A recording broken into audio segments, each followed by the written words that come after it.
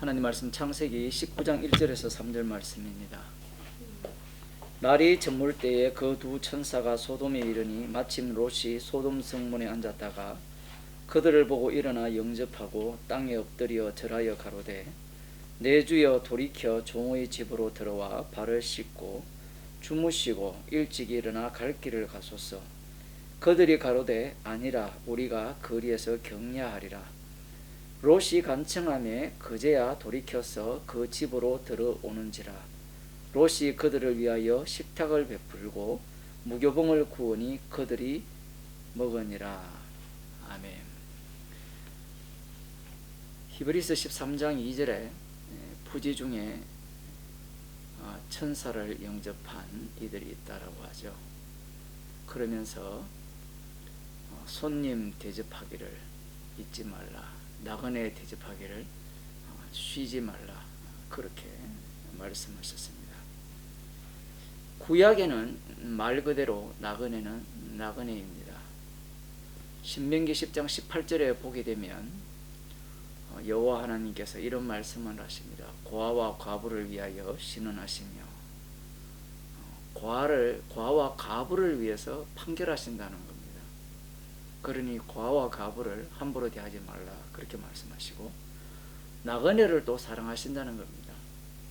그래서 그에게 식물과 의복을 주신다. 고아와 과부, 나그네에게 식물과 의복을 주시는 분이 여호와 하나님이다 라고 말씀하고 계십니다. 자, 그런데 이 의복과 식물을 제공해야 될 분은 분명히 성경에서는 여호와 하나님이라고 말씀하셔 놓고 하시는 말씀이 이스라엘 백성들에게 그 일을 시키고 있습니다. 왜 너희들이 그 일을 해야 되는가? 너희는 나그네를 사랑하라. 전에 너희도 애굽 땅에서 나그네 되었었기 때문이다. 이렇게 말씀합니다. 애굽 땅에서 너희가 나그네 되었기 때문에 나그네를 사랑하고 대접하라, 이렇게 말씀을 하시는데, 문자대로 보면 이스라엘 백성들이 나그네였기 때문에 나그네를 대접하라 라고 말씀하는 것 같이 들리지만, 나그네를 대접한다는 것은 자기 자신을 나그네에서 구출받았다는 거예요. 그러니까 유월절 어린 양의 피로 구원받았다라는 겁니다. 그러니까 나그네를 대접하고 고아와 과부를 돌본다는 것은 자기 자신들이 유월절 어린 양의 피를 계속해서 지금 공급받고 있다는 겁니다. 단순히 율법을 지키는 그런 차원이 아니에요. 그래서 지금 이 말씀을 하시는데, 이 말씀이 구약 율법이잖아요. 율법인데 예수님께서 십자가에서 다 이루셨는데, 히브리서 13장 이전에서는 손님 대접하기를 소홀히 하지 말라, 부지 중에 천사를 영접한 이들이 있다라고 말씀을 하시면서 신명기 10장 18절 말씀을 다시 살려오는 듯한 그러한 어떤 느낌을 우리들이 받죠. 사실 이 성경 말씀은 그 어느 것 하나도 우리들 마음대로 버릴 수 없는 말씀입니다. 달리 말하면 십자가를 전가하는 말씀이죠. 그러면 구약의 율법이 되었던 신약의 명령법이 되었던 모든 말씀들은 십자가를 전가하는 말씀입니다. 십자가를 전가한다는 말은 말씀을 통하여 모든 말씀들은 우리들을 책망케 하고, 책망받는 자들은 빛으로 나오게 되기 때문에 십자가를 자랑하는 자로 주께서 만들어내시죠. 말씀을 통하여서. 많은 사람들이 이 복음에 대해서 별로 좋아하지 않아요. 사람들이 뭘 좋아하는가 하면 성화론자들의 설교를 좋아하고, 또 한편으로는 구원파의 설교를 좋아해요. 성화론자들의 설교가 왜 좋으냐라고 하면 목적이 있잖아요. 희망이 없으면 사람은 자살한다 그러거든요. 마찬가지예요. 십자가의 피로 구원받았는데 끝? 더 이상 할 게 없어요. 그런 복음은 받아들이기 싫습니다. 그래서 율법대로, 말씀대로 지켜야 하고 그리스도의 형상까지 닮아가야 한다라는 그러한 말씀들을 좋아하죠. 악마의 속삭임입니다. 선악과를 따먹은 인간들이 자기도 하나님과 같이 될 수 있다라는 그 목표 설정을 무엇으로 만들어 놓는가 하면 악마가 하나님의 율법으로 만들어 놨습니다. 그래서 하나님의 율법을 네가 지킴으로 말미암아 십자가의 피로 구원받았지만 하나님처럼 너도 살 수 있다라는 것을 계속해서 속삭임으로 말미암아 인간들은 사는 의미를 찾는 거예요. 그게 악마가 심어준 본성입니다. 그리고 또 한 가지는 구원파들입니다. 구원파들은 십자가의 피로 과거의 죄, 현재의 죄, 미래의 죄를 다 용서받았다는 거예요. 더 이상 우리들이 할 게 없다라는 거예요. 방금 성화론을 공격하는 것과 똑같죠. 반대쪽이잖아요. 십자가의 피로 다 구원받았다. 우리는 성화를 이루고 갈 필요가 없다. 왜냐하면 이미 다 용서받았기 때문에. 그런데 이 구원파에도 여러 종류가 있습니다. 십자가의 피로 이미 과거의 죄, 현재의 죄, 미래의 죄 다 용서받았기 때문에 내 마음대로 살아도 된다라는 겁니다.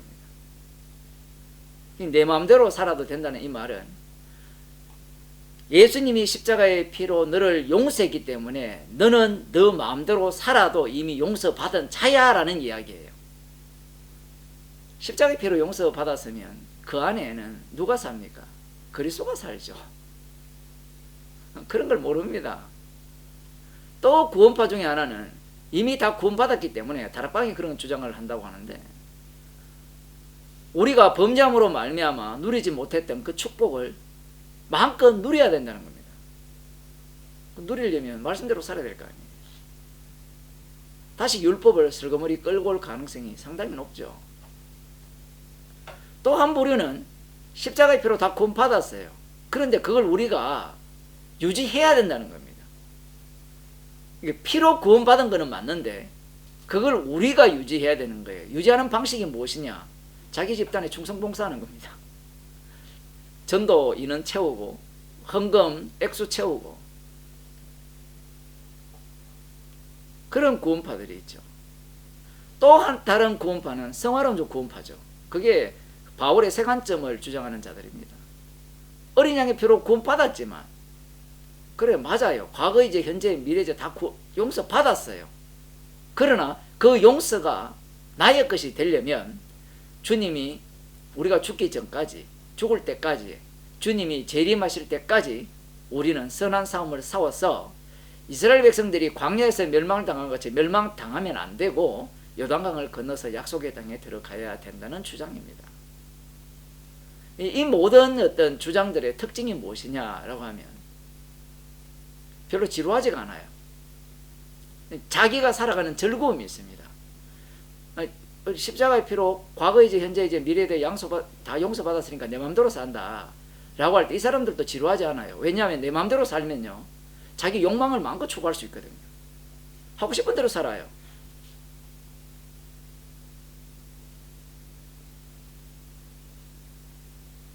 그러나 복음은 이와 다르죠. 주님이 끌고 다니시죠. 인도하심이 있습니다. 제가 지금 이 나그네를 대접하라 이 말씀을 이야기하면서 이런 이야기를 왜 하는가 하면 이 말씀을 대하는 방식이 방금 성화론자들은 어떻게 대하겠습니까? 나그네를 대접하자. 부지 중에 천사를 영접했다.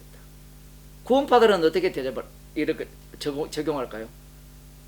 필요 없다라는 겁니다. 이런 것들은 이미 구원받았잖아요. 그러면 구원파 중에 그 구원을 견지해야 된다고 하는 자들은 나그네를 대접해야 된다고 해석을 하겠죠. 그렇지 않겠습니까? 그리고 복을 받고자 하는 자들은 나그네를 대접함으로 축복을 받는다라고 또 주장을 하겠죠. 그러니까 한 본문을 갖고 자기가 원하는 해석을 다 끄집어내는 겁니다. 성경은 분명히 예수님에 대해서 전가하고 있고 그 예수님은 십자가 지셨거든요. 왜냐하면 예수님께서 물세례 받고 올라오실 때 이는 내 사랑하는 아들이요 내 기뻐하는 자라고 하나님께서 말씀을 하셨잖아요. 그러면 물세례와 관련 없는 예수는 예수가 아니거든요. 하나님의 아들이 아니란 말입니다. 그러면 십자가 지신 예수님의 주되심을 증거하는 것이 성경이거든요. 그런데 방금 얘기했던 그들의 주장들은 모두가 다 자기 구원이에요. 인간 구원론 중심입니다. 심지어 십자가의 피로 구원받는다라는 것조차도 자기 구원 중심론이에요. 왜냐하면 그것을 믿는 내가 주인공이기 때문에 그래요. 자리 바꿈이 일어나야 되는데 자리 바꿈이 일어나지 않아요. 구원파들의 특징이 뭔가 하면 자리 바꿈이 일어났다는 겁니다. 일어나는 것을 고정화시켜버립니다. 그런데 성령의 인도하심이라는 것은 고정이 안 돼요. 날마다 죽입니다. 날마다 죽인다는 것은 날마다 살리신다는 거죠. 날마다 죽이고 날마다 살린다는 것은 십자가 사건이 우리 몸에서 반복된다는 얘기예요. 마태복음 25장에 보면 31절 이하에 보면 어떤 말씀이 나오는가 하면 이 나그네 대적과 관련된 말씀이 나옵니다. 양과 염소를 이렇게 심판을 하는데 양의 편에 선 자들을 의인이라고, 이 의인들은 그 영생을 상속하라, 영생에 들어가라 이렇게 말씀을 하시고, 염소의 편에 선 자들은 이들은 악한 자들이라 하면서 이들은 영벌에 들어갈 자들이라 이렇게 말씀합니다. 그런데 염소의 편에 선 자와 양의 편에 선 자를 구분하는 짓는 그 기준이 있어요. 그 기준이 무엇인가 하면 심판 날에만 알아요. 이런 것도 진짜 어려워요. 왜 어려운가 하면 심판 때에만 알거든요. 방금 이렇게 얘기해버리면 구원파가 날아가죠. 예수님 지금 그 비유를 하거든요. 마지막 때 심판할 때 그 얘기를 하거든요. 마지막 때 뭐라고 하는가 하면 그 염소의 편에 선 자들은 내가 줄일 때 먹을 것을 주지 않았고 목마를 때 마실 것 주지 않았고 나그네 되었을 때 대접지 않았다라는 겁니다. 옥에 갇혔을 때 돌아보지 않았고, 그러니까 하나로만 이야기할게요. 나그네 되었을 때 돌아보지 않았다는 게 지옥 가는 이유가 되고요, 나그네 되었을 때 돌아봤다는 것이 천국 가는 이유가 돼요.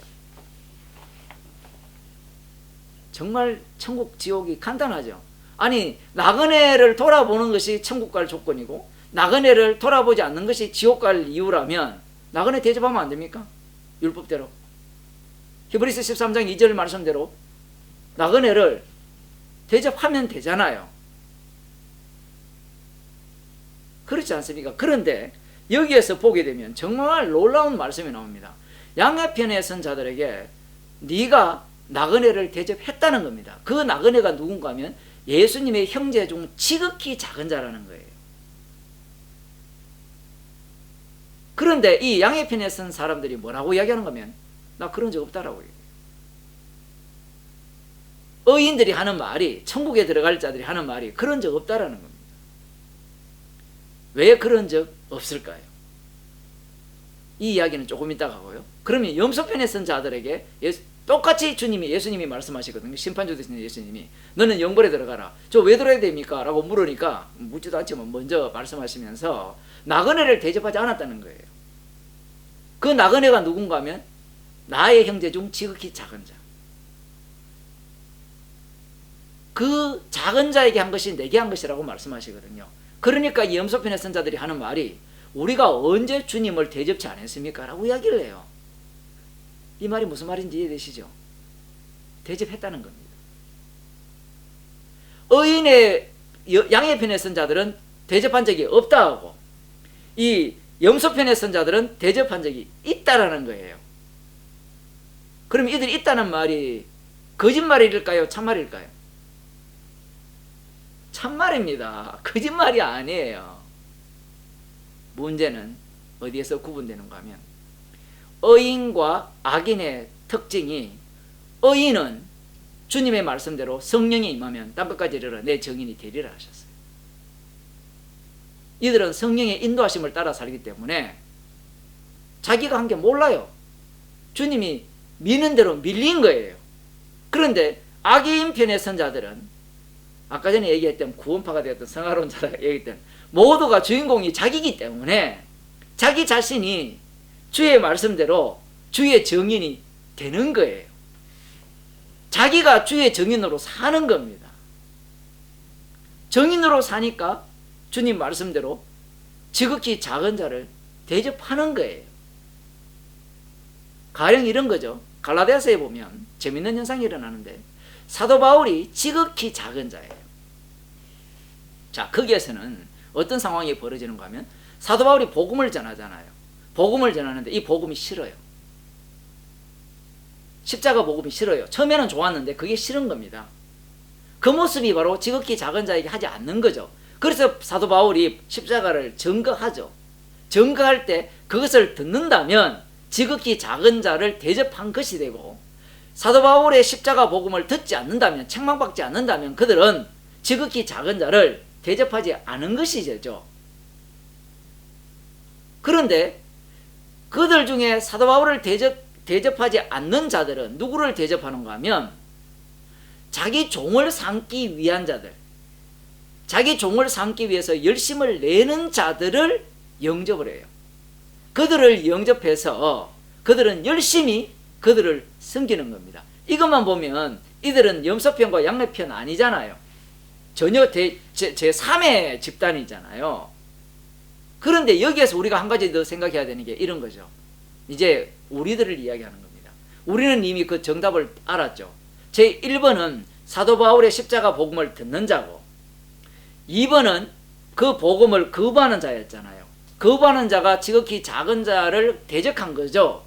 그럼 염소잖아요. 그런데 문제가 무엇인가 하면 이 복음을 듣는 자들은 어떤 생각을 갖게 되는가 하면, 그래 맞아, 저들은 바울의 복음을 거부했지, 나는 바울의 복음을 들어야지. 그래서 나는 사도 바울을 영접하겠어, 기쁘게 대접하겠어. 사도 바울이 복음을 전하니까 내가 어떻게 하겠어? 말씀대로 영접하겠어 라고 하는 자들이 바로 염소편을 쓴 자들입니다. 오늘날 그런 자들이 많아요. 십자가 복음을 알게 되면 자기가 알기 때문에 자기가 모든 것을 판단해요. 저 사람 복음 알아, 저 사람 복음 몰라. 그래서 아니까 내가 저 사람을 영접하겠고, 모르니까 저 사람을 거부하겠다는 거예요. 지가 뭔데요? 성도는 십자가 증인이에요. 정인은 정인일 뿐이에요. 근데 자기가 정인이 되면 자기가 주인공이 돼요. 그래서 히브리서 13장 2절 말씀이 굉장히 중요한 게 뭔가 하면요, 똑같아요. 마태복음 25장에 나오는 이야기도 똑같아요. 부지중이에요. 모두가 다 부지중. 그런데 악인의 선자는 알고 있잖아요. 희한하죠. 우리는 복음을 알면 저 사람이 주께서 보낸 주님의 형제 중 지극히 작은 자라고 안다라고 생각을 하잖아요. 그러니까 아니까 영접해야 된다라고 생각하지만, 그렇게 영접해버리면 악인 편에 서게 되는 거예요. 왜냐하면 나 영접했다라는 자기 공로가 튀어나오기 때문에 그래요. 지금은 이 말씀 자체를 아예 무시합니다. 왜? 나그네를 대접 안 하려고 해요. 앞서도 말씀드렸지만 자기가 이미 심판자가 되었기 때문에 저 사람이 언제 복음에서 떠날지 모르잖아요. 괜히 저 사람을 도와줬다가 나만 손해인 거예요. 그래서 관찰만 넣는 겁니다. 언제 저 사람이 복음에서 떠날까? 그러니까 말씀은 죽어도 안 들어요. 말씀은 죽어도 안 들고 악마가 우리 마음속에 심어준, 그래 너가 하나님이야, 그 하나님 됨을, 십자가 복음을 자기가 소유해서 그 행세를 지금 마음껏 펼쳐내는 거예요. 정인이 되려고 했으면 정인 되면 되잖아요. 가라 하면 가고 오라 하면 오면 되는데 딱 바리새인입니다. 모세의 자리에 앉아가지고 판단만 하는 거예요. 그래서 판단해서 옳은 것은 내가 하고 옳지 않은 것은 하지 않겠다는 겁니다. 그게 바로 영벌에 들어갈 염소가 갖고 있는 사고방식입니다. 그래서 주님은 오늘도 이 말씀을 통해서 우리를 책망하시는 거예요. 나그네 대접하기를 소홀히 하지 말라. 부지 중에 천사를 대접한 자들입니다. 기도하겠습니다. 주님께서 말씀을 통하여서 오늘도 우리들을 책망하시고 십자가로 인도하심을 감사드립니다. 예수님 이름으로 기도드립니다.